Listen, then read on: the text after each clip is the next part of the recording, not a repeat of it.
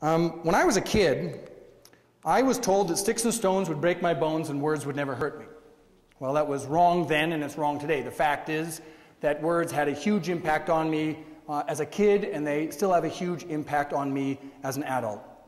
But lots of times I think, what exactly am I taking in, and then what am I passing on? A year and a half ago, we saw the devastation for residents of New Orleans after Hurricane Katrina. And it was interesting for a number of reasons, one of them being that we got to see the color of poverty in the United States. And I think we might have known that before, but it was just oh so visual when we actually saw it on television, and we realized who were the people who were left behind. And for the most part, they were African Americans. Not exclusively, but certainly there was a large number, and it certainly caught the attention of the likes of Oprah Winfrey and others. I was actually down in the States that weekend. It was a Labor Day weekend when that was all happening around that time. And so that was when I was reading the New York Times. I'm way too cheap to buy it at home. In the States, it's only $1, Monday to Friday, or even Saturday. So I was reading the New York Times, and I was reading this article about two pictures that were taken. They were taken by Associated Press, and they had captions below them. And it was rather interesting because it was one of the things that Associated Press was taking flack over, and they said, well, they stand by their pictures and their captions, but they didn't stand by it so much that I could actually go there and purchase it under the proper licensing agreements that would be available, because normally they make most of their money off of the likes of the Lethbridge newspaper or the Calgary Herald or the Globe and Mail, not having to have photographers and reporters everywhere.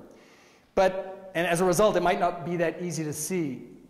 Oh, you can't see the top of that. This is actually a picture. This is one of the pictures, and below there was the caption, "A young man walks through chest-deep floodwater after looting a grocery store." And then there was also another picture, and it was two white people, and the caption was, "Two residents wade through chest-deep water after finding bread and soda from a local grocery store." So you had the black person looting and the white people finding. And as much as that got a lot of attention, and as I said, Associated Press said they stood by it, but they didn't stand by it that much, it was one of the things that caught my attention for another reason. And I want to preface it just by saying, I'm a guy who has worked in the field of the issue of human rights, respectful workplace, bullying, these kind of things for 16 years. Just exclusively working in this area. Either I'm faking it very well or I actually believe in this stuff. And I don't mind saying that I do believe in it.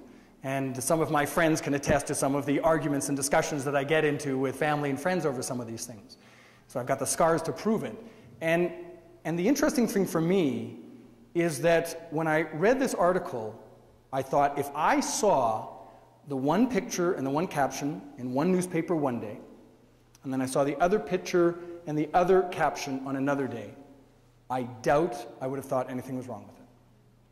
Why would my stereotypes be any different? Not that I wanted them to, but why would my stereotypes be any different that the black person would be doing the looting and the white people would be doing the finding? And the difficulty is that there's just so much stuff that we take in that when we see it like this, I hear these comments, either groans or gasps or chuckles because of the ridiculousness or whatever, and that's easy when it's there together, right? But the fact is, when we see these things separately, there's so many things that are subtle. This can be subtle when you don't notice it together. And so there's so many subtle things that we take in all the time. And so we take that in and we don't think about it, we don't question it, and then what are we doing when we just pass it on? And we're not bad people when we do it, but what are the subtle ways in which we just pass that on and we don't even think about it? And so for me, it's and like I said, or like Patrick said about the book I wrote, I get to say I wrote the book on it. And yet this is one of the things that I just realized that my stereotypes have been there for so long that it's just very easy for that to happen. And it was also interesting when you think about this notion of black and white, and I mentioned the fellow's an African American fellow. It was a number of years ago where I was talking to a friend of mine. He's actually black in the United States. And I said to him, so what's the big deal about calling a black person black? We were on the phone, and he was in South Carolina. And he said, Stephen, you go to the dictionary and you look up white and you look up black, and then we'll talk. So we hung up the phone. I go to the dictionary, And this is what I find in the dictionary. It's one of the first things that I actually wrote down. I found for white, I found the color of milk, fresh snow, common salt, or a swan's plumage. Innocent, unstained, of harmless kind. White-haired or white-headed boy is a highly favored person. White hands, innocent or integrity. White hope is a person who is expected to retain renown. White man is a person of honorable character and good breeding. White war, you put white before war, and it's not even that bad. You've got war without bloodshed or economic warfare. White witch, presumably not of the Wiccan kind, but more like the Wizard of Oz or Halloween, uses powers for beneficial purposes only.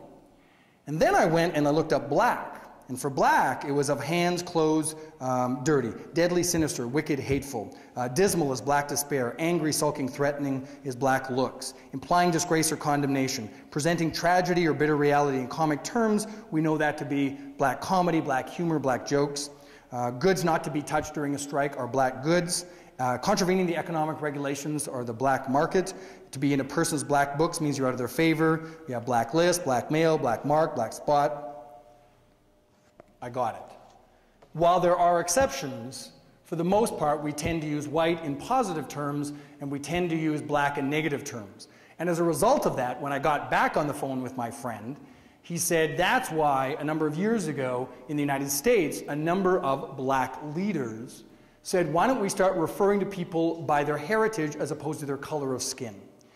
And I don't want to leave the impression that you cannot refer to a person as black. That's not the case at all. As a matter of fact, when I was doing research, I was asking around, and I was asking a number of people, different parts across Canada, what would be terminology for black people in Canada. And I more or less got either black Canadian or African Canadian. And once again, this is when we're talking about people for demographic purposes or for associations or things along those lines. I mean, we just had the census that came out. While they didn't come out with the breakdown of people's ethnicities and those things, we won't get that for a while.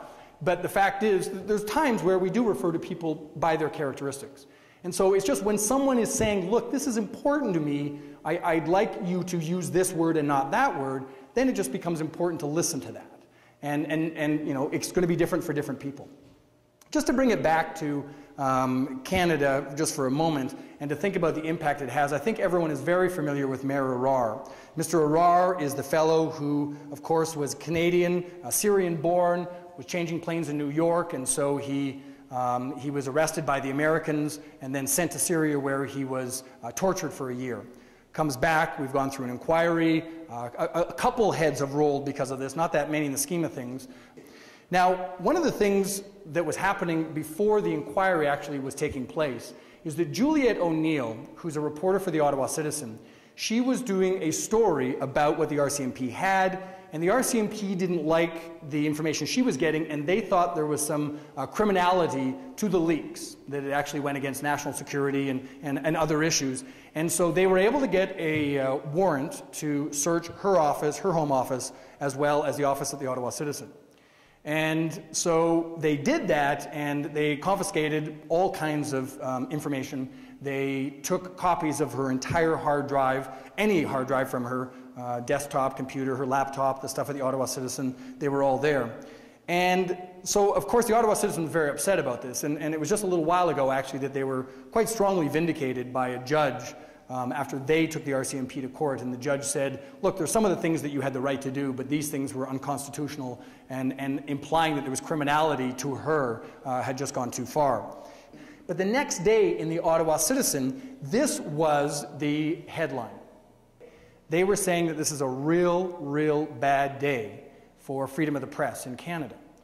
And I can appreciate that, but if you are a black person in the vicinity of the Ottawa Citizen, once again, what are the subtle things that on a regular basis is saying this is something that's bad? And so hopefully that's an understanding for us, and it's an understanding for me, and it was one of those things that I realized that it's just so important for us to think about the words that we use. And when we think about, if we think about bullying or harassment, that there might be all kinds of little subtle things that we're doing that we might not realize is that much of an impact.